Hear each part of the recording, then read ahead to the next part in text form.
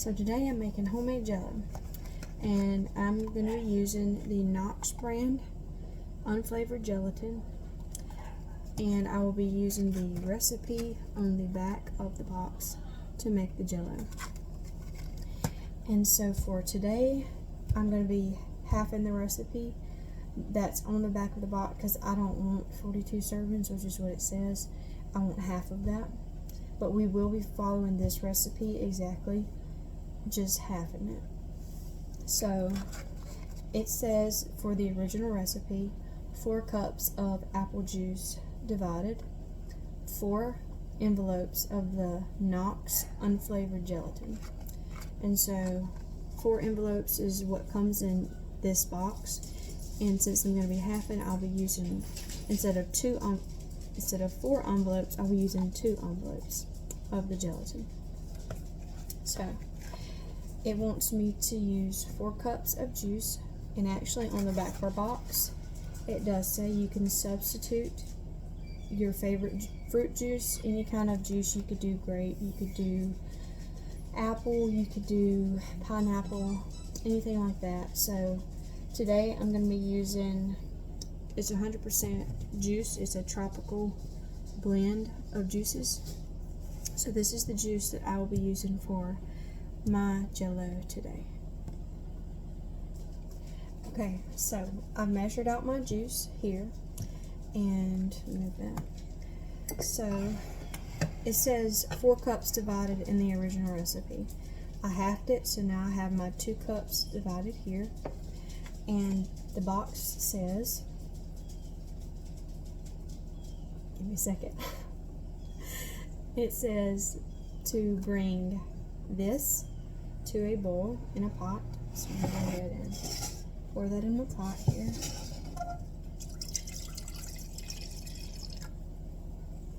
And then to take the remaining, which would be this, and pour it into a large bowl. Here's our bowl.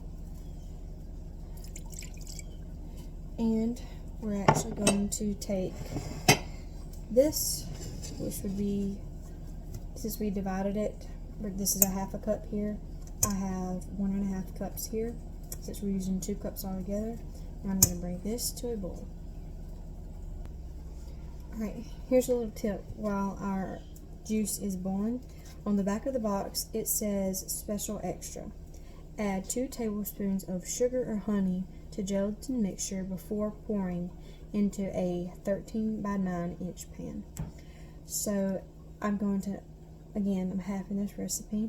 For the health benefits, I'm going to add a tablespoon of honey to my mixture. This is optional. This is completely up to you whether or not you want to add any kind of sugars, honey, whatever. You could even do, I don't know, get crazy, maybe some maple syrup for your sweetener. But today I'm actually gonna, this is some local honey here that we have. I'm gonna add a tablespoon of this to my mixture, and we'll see how that goes. Okay, so while we're waiting on our juice to come to a boil, this says to sprinkle gelatin over remaining juice in large bowl. Let stand 1 minute. So since we're halving it, here's our 2 gelatin packs. Just to knock it down into the bottom.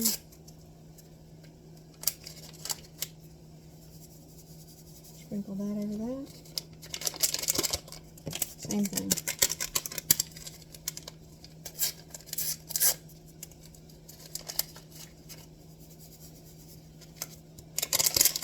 Okay.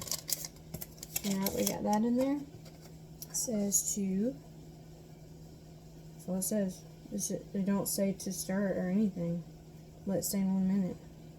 So I'm not going to stir it. I had my whisk ready, but it says not to stir it. It just says let it stand 1 minute.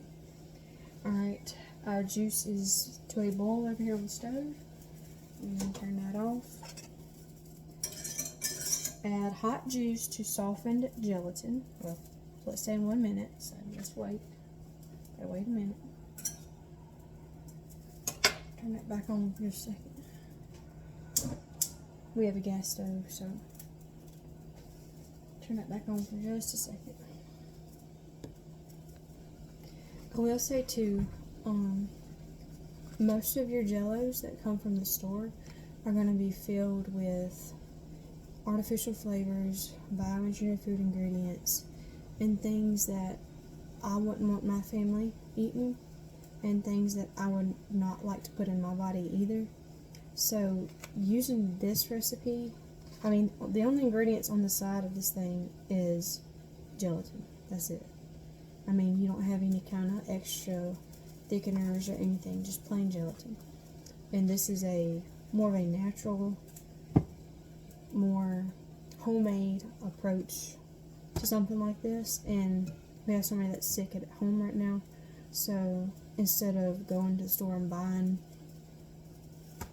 jello with all that stuff in there, I'm making it homemade. So this is a way to go around the norm when it comes to being sick and trying to get those clear fluids in there without all the extra preservatives and things like that. So it has been about a minute, and I have my juice here. Alright, make sure I have to refer constantly back to this. Add hot juice to soften gelatin, stir 5 minutes or until completely dissolved. Okay. So, here's our hot juice. Smells good too. Pour it in there.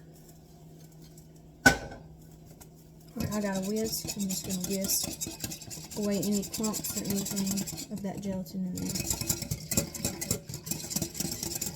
And actually, I'll take it away for just a second. Come over here to my stove and set my timer for 5 minutes. And I will see you back in 5 minutes. Alright, y'all. We only got 10 more seconds left on our timer. And I'm going to go ahead and set this down for just a second. And I'm going to go ahead and add my honey in there now. There goes the timer.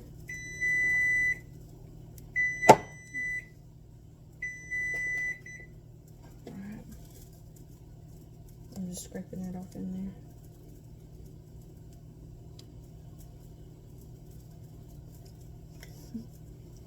I love honey. Okay. With this hand, not the hand that I licked, I'm going to whisk that in there.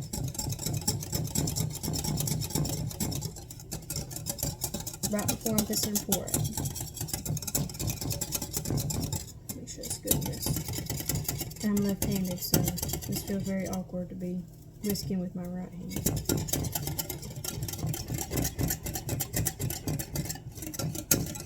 Okay, grab a rag, wipe my finger off.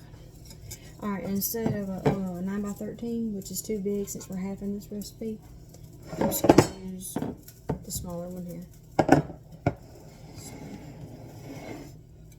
one little last stir. Pour it in there.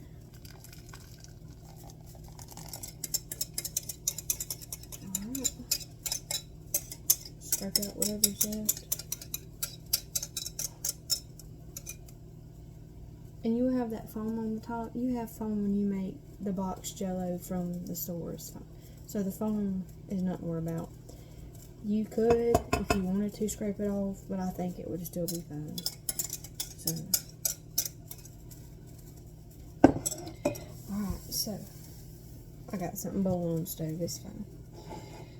And then it says, let's look at our box here. Let's not drop that in there.